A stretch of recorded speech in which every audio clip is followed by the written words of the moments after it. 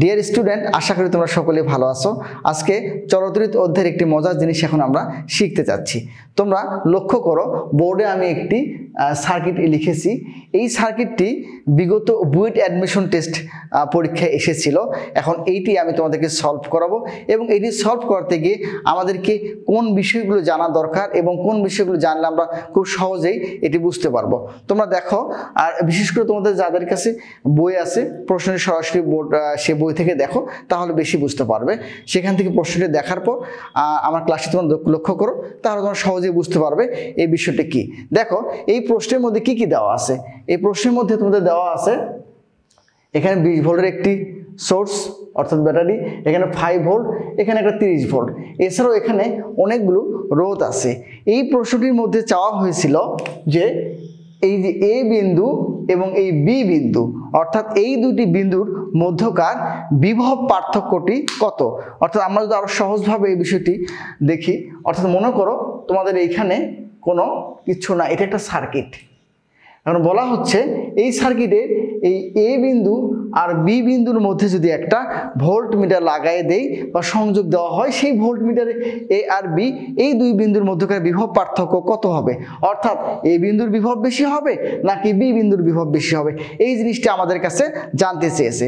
অনেকেই যে বছর প্রশ্নটি এসেছিল বুয়েট পরীক্ষায়, অনেকেই এই প্রশ্নটি অ্যান্সার করতে পেরেছে, আর অনেকেই সার্কিটে দেখে তারা ভয় পেয়ে তারা ঘাবড়ে গেছে, প্রশ্নটি সলভ করতে পারেনি। এখন আমি এই প্রশ্নটি দেখো তোমাদেরকে বুঝাবো যে কিভাবে করতে হবে। তবে এইটি করার আগে ভোল্ট মিটারের কাজ কি বা ভোল্ট মিটার কি করতে পারে এবং কোন রাস্তা দিয়ে বিদ্যুৎ যাবে, এই বিষয়গুলো আমরা একটু জেনে নেই। অর্থাৎ আমি যে জিনিসটি বলতে যাচ্ছি তোমাদেরকে, এখন ধরো এখানে একটি আমি 20 ভোল্টের একটি সোর্স দিয়ে দিলাম এবং এখানে ধরো তোমাদের 10 ওহম একটা রোধ দিলাম। এখন খুব সহজেই তোমরা বলতে পারবে যে এই দিক দিয়ে যে বিদ্যুৎটি যাচ্ছে আই পরিমাণ, অর্থাৎ এখানে আই ইকুয়াল টু কি হচ্ছে দেখো, ই ডিভাইডেড আর, অর্থাৎ 20 ডিভাইডেড কত হচ্ছে এখানে 10, অর্থাৎ আই এর মান হচ্ছে 2 অ্যাম্পিয়ার। আমরা খুব সহজেই বলতে পারি এখানে 2 অ্যাম্পিয়ার কারেন্ট যাচ্ছে। কিন্তু যদি এই সার্কিটটা আমরা আরেকভাবে দেওয়ার চেষ্টা করি, যে এইখানে ধরো আমি আর একটি রোধ দিয়ে দিলাম, এখন কি হবে তুমি খুব সহজেই বলতে পারো যে এখানে ধরো আমি আরো একটি 5 ওহমের রোধ দিয়ে দিলাম। এই যে আরেকটা দেখো 5 ওহমের রোধ দিলাম, তার মানে এখানে একটু লক্ষ্য করো যে এখানে আরেকটা 5 ওহম রোধ দিলাম। এখন কি তড়িৎ কি এই রাস্তা দিয়ে প্রবাহিত হবে? না, উত্তর হবে না। কেন প্রবাহিত হবে না? কারণ বিদ্যুৎ কিন্তু যাওয়ার আগে সে ফিরে আসার রাস্তা খুঁজবে, যে আমি ওই জায়গায় গিয়ে ফিরে আসতে পারবো কি না। কিন্তু সে খুব ন্যানো সেকেন্ড বা তার চেয়ে ক্ষুদ্র সেকেন্ড সময়ে তড়িৎ সে বুঝতে পারে যে আমি যদি এই রাস্তা দিয়ে যাই, যাওয়ার পরে আমি তো আর ফিরে আসতে পারবো না। সুতরাং কি করবে তড়িৎ, সে এই রাস্তা দিয়ে না গিয়ে অর্থাৎ সে এই দিক দিয়ে আসবে, এই দিকে থাকবে না, অর্থাৎ এখানে তার ফিরে আসার কোনো রাস্তা নেই। এখন তোমরা বলতে পারো যে ঠিক আছে, তাহলে আমি এইদিকে আরেকটা ফিরে আসার রাস্তা দিয়ে দিলাম। এখন তোমাদের উত্তর কি বলবা বলো। অর্থাৎ আমি এখানে কি করলাম, যে কারেন্ট এদিক দিয়ে যাওয়ার পরে এখানে আসার পর সে কি করবে, বিদ্যুৎটা কি এই রাস্তা হয়ে ফিরে এখানে আসবে নাকি এই দিক দিয়ে আসবে? উত্তর হবে যে বিদ্যুৎটা এই দিক দিয়ে আসবে না। কেন আসবে না? দেখো যে এখানে আমরা একটা শর্ট সার্কিট পেয়েছি। এই যে একটা শর্ট সার্কিট থাকার কারণে সে তড়িৎ প্রবাহ এদিকে হবে না, কারণ এখানে একটা বাধা আছে, আর এদিকে কোনো বাধা নেই। কারণ দেখো এদিকে সুন্দর একটি রাস্তা আছে শর্ট সার্কিট পরিবাহী তার, সুতরাং বিদ্যুৎটা এই দিক দিয়ে প্রবাহিত হবে না। তাহলে আমরা এই আলোচনা থেকে এইটুকু বুঝতে পারলাম যে তড়িৎ কোন দিক দিয়ে প্রবাহিত হবে, ওই দিক দিয়ে প্রবাহিত হবে যে বিদ্যুৎটা যেন আবার ফিরে আসতে পারে, অর্থাৎ এখানে বিদ্যুৎটা যেন আবার সে ফিরে আসতে পারে। এইখানে ফিরে আসার রাস্তা শুধু যদি এই দিক দিয়ে আমি একটা রোধ দিয়ে দিই, কিন্তু বিদ্যুৎটা ওই দিক দিয়ে ফিরে আসতে পারবে না, সুতরাং এই রাস্তা দিয়ে যাবে না। আবার যদি এই দিক দিয়ে আমি সংযোগ দিই, এরপরও বিদ্যুৎটা ফিরে আসবে না। কেন ফিরে আসবে না? কারণ এই দিক দিয়ে একটা শর্ট সার্কিট আছে, সুতরাং এই শর্ট সার্কিট থাকার কারণে এই বাধা পেয়ে এই জায়গায় ফিরে আসবে না। এখন এই আলোচনার এখানে কি দরকার? অবশ্যই কিছু দরকার আছে। দেখো এইখানে একটা 20 ভোল্ট 20 ভোল্টের একটা উৎস আছে, এখানে 30 ভোল্টের একটা উৎস আছে, আর এইখানে একটা 5 ভোল্টের আছে। এই 20 ভোল্ট উৎস থেকে যে বিদ্যুৎটা সৃষ্টি হবে সে কিন্তু ফিরে আসার রাস্তা খুঁজবে। দেখো এখানে 20 ভোল্ট থেকে যে বিদ্যুৎটা আসবে, ধরো আমরা জানি তো ব্যাটারি ধনাত্মক প্রান্ত, তাই না? তোমরা এটা সবাই জানো যে এটা যদি পজিটিভ প্রান্ত হয় এটা নেগেটিভ প্রান্ত, তার মানে বিদ্যুৎ সবসময় কি করে পজিটিভ প্রান্ত দিয়ে বের হয়। সুতরাং দেখো এখানে পজিটিভ প্রান্ত, তার মানে বিদ্যুৎটা এই দিক দিয়ে আসবে, এটার মান দিলাম আমি I1। এই যে দেখো একটা লুপ, এই লুপে তবে এই সার্কিটটি করতে গেলে আমাদেরকে অবশ্যই কারশফ ল, কারশফের যে দুটা ল আছে সে কারশফ ফার্স্ট ল এবং second law KVL Kirchhoff voltage law, এই লটার সম্পর্কে আমাদেরকে ধারণা থাকতে হবে, তাহলে আমি খুব সহজে উত্তরটা করতে পারবো।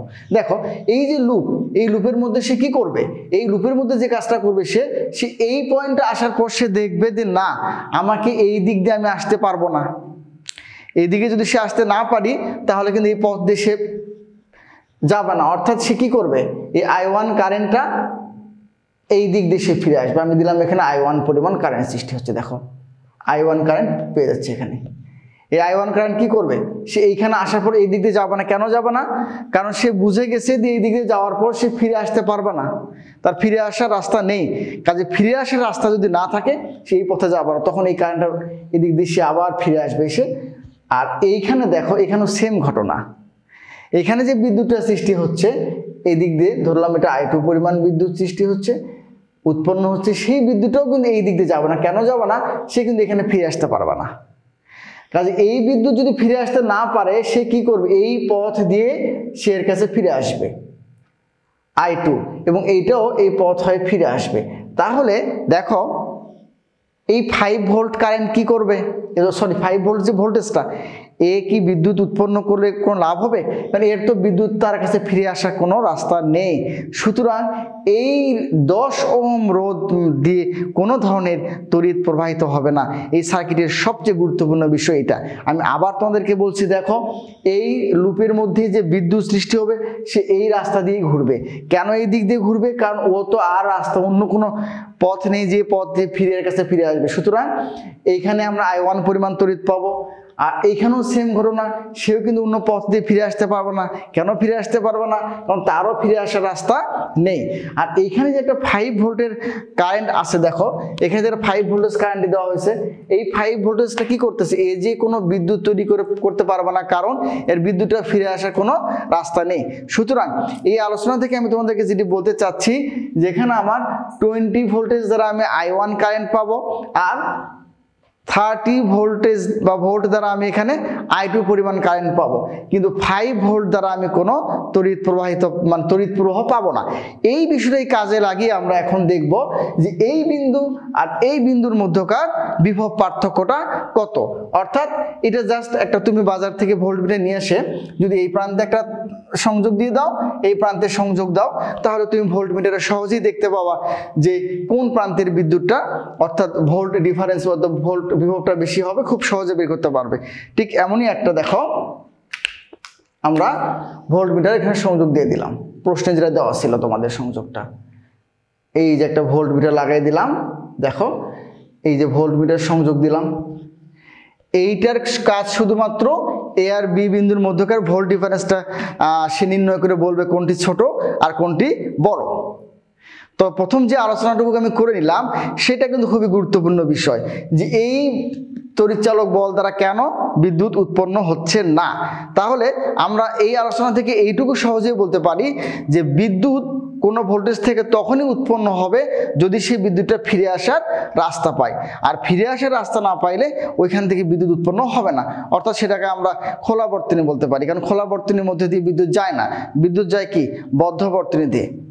এখন আসি আমরা এইখানে অর্থাৎ 20 ভোল্টেজ দ্বারা কতটুকু কারেন্ট সৃষ্টি হবে সেটা একটু দেখি। দেখো তাহলে এখানে রোধ হচ্ছে 5 ওহম আর 5 ওহম, 10 ওহম। I1 = 20 / 10, অর্থাৎ 2 অ্যাম্পিয়ার কারেন্ট পাইলাম। এবং এই কারেন্টের প্রবাহটা কোন দিকে হবে? এই পথে ঘুরবে। দেখো কেন? এই যে পজিটিভ প্রান্ত। আর এখানে কতটুকু কারেন্ট পাবো? I2। তোমরা লক্ষ্য করো 30 ভোল্ট, আর টোটাল রেজিস্ট্যান্সটা কত? 5 আর 4,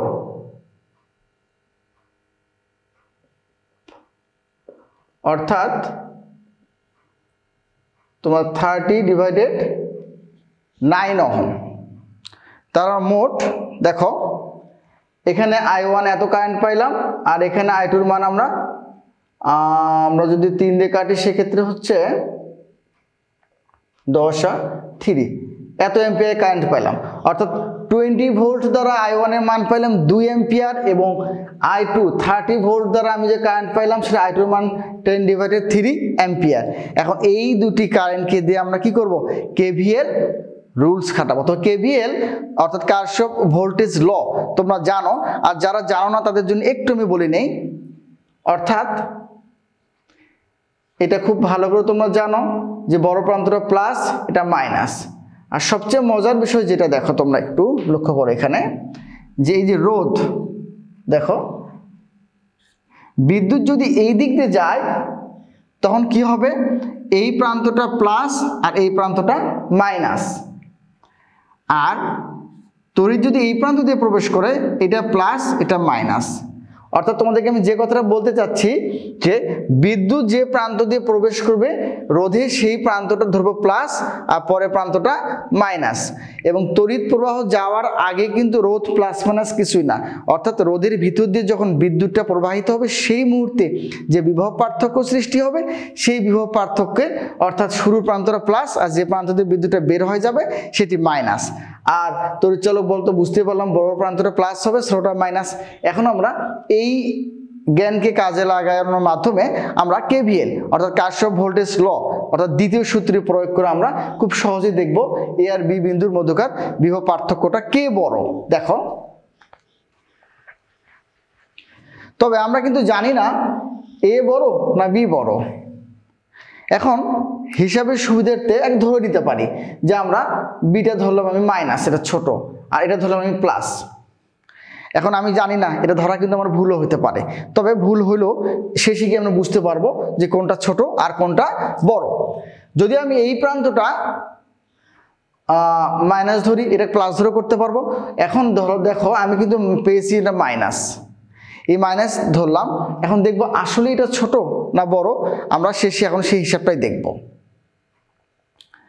দেখো কারশফ ল তোমরা জানো যে আমরা যে বিন্দু থেকে শুরু করব সমস্ত পথ অর্থাৎ লুপ ধরে আমরা ওই বিন্দুতে এসে আমরা এটাকে শেষ করব আর কি। তাহলে এখানে আমরা কারশফ ল হিসাব করতে পারি। আমরা এখানে আমরা সি দিলাম, ই দিলাম, এফ। তাহলে সহজে দেখো আমরা A C E F B A লুপে দেখো KVL প্রয়োগ করে পাই,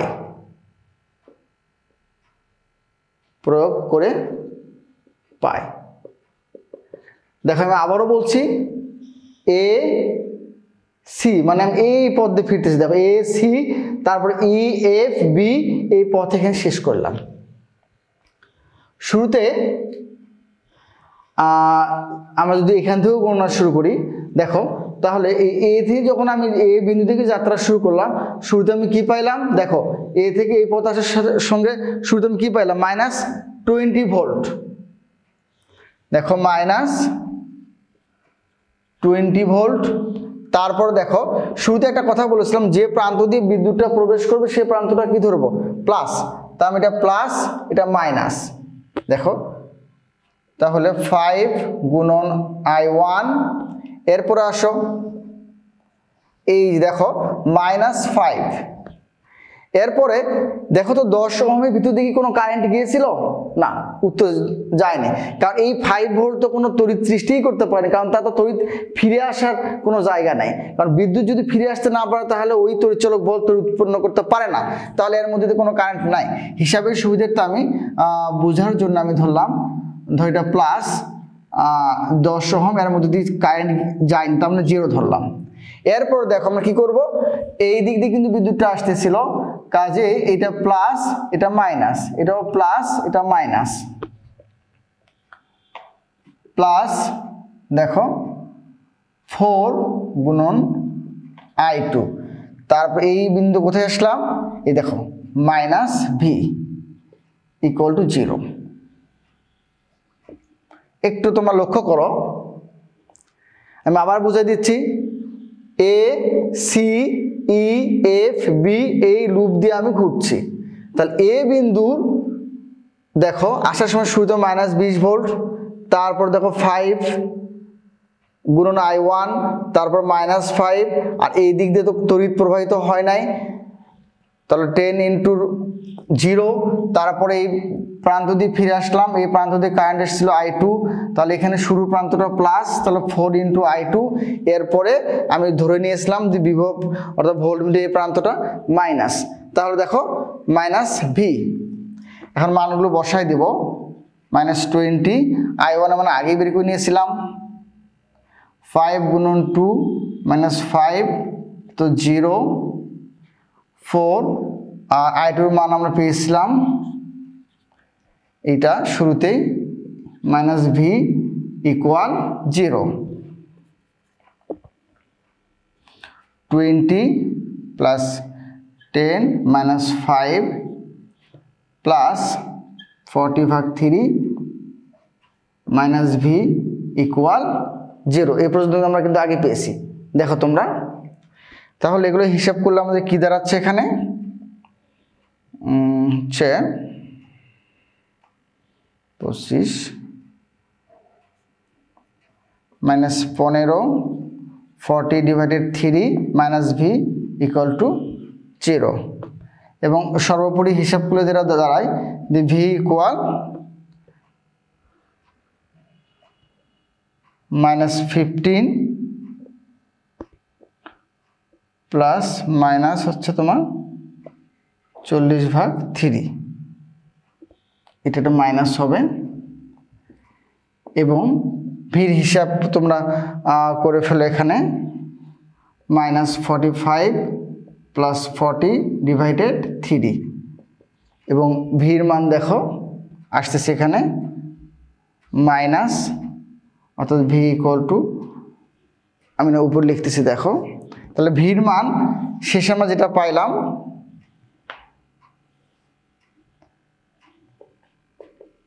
-5/3, দেখো শেষে আমরা ভির মান কত পাইলাম, ভির মান দেখো -5/3, কিন্তু আমি তো এই প্রান্তটা কি ধরেছিলাম, ছোট ধরেছিলাম, সেই হিসাবে দেখো কিন্তু ভির মান এসেছে কি মাইনাস, তার মানে আমার ধরাটা ঠিক হয়নি।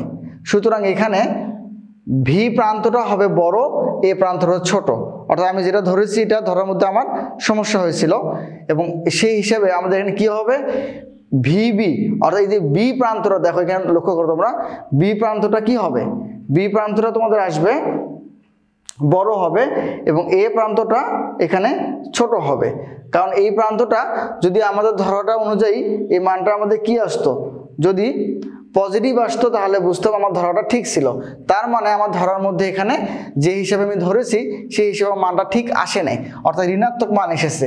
এর অর্থ হচ্ছে যে এই প্রান্তটা প্লাস হবে আর এই প্রান্তটা মানে অর্থাৎ এইটা বড় হবে এটা ছোট, সুতরাং আমরা বলতে পারি ভিবি গ্রেটার দেন ভিএ, অর্থাৎ ভিবি মাইনাস ভিএ ইকুয়াল 5/3। সহজ কথা বলতে পারি, যদি এ আর বি বিন্দুর মধ্যে একটা আমরা মানে ভোল্টমিটার সংযোগ দেই, তাহলে বুঝতে পারবো যে এই প্রান্তের ভোল্টেজটা বেশি হবে, এই প্রান্তের ভোল্টেজটা কম হবে। সুতরাং দেখো আমরা এই প্রশ্নের মধ্যে আমরা অনেকগুলো জিনিস শিখতে পারলাম। এখানে তড়িৎ প্রবাহের দিক, তারপরে কারশফের যে ভোল্টেজ ল, কেভিএল ল, সেটা সম্পর্কে জানতে পারলাম, এবং বিদ্যুৎটা কোন দিক দিয়ে প্রবাহিত হবে সেই বিষয়টা জানতে পারলাম, ভোল্টমিটারের ব্যবহার কি সেটা জানতে পারলাম। অর্থাৎ এই একটি প্রশ্নের মধ্যে অনেক কিছু বিষয় জানতে পারলাম। তবে তোমরা এইগুলো প্রশ্ন কি যেন মুখস্থ করিও না, কারণ এই প্রশ্নগুলো মুখস্থ করা একটা আমি বলবো এটা এক ধরনের বোকামি। তোমরা যদি বিষয়টা সুন্দরভাবে বুঝতে পারো যে এই লগুলো, কিরশফের যে সেকেন্ড ল, ফার্স্ট ল, তড়িৎ প্রবাহ কিভাবে যাবে, এই বিষয়গুলো সুন্দরভাবে যদি তুমি আয়ত্ত করতে পারো, বুঝতে পারো, তাহলে যত কঠিন প্রশ্ন দেখ না কেন তুমি খুব সহজেই উত্তর করতে পারবে বা অ্যান্সার দিতে পারবে। সবাইকে ধন্যবাদ। আল্লাহ হাফেজ।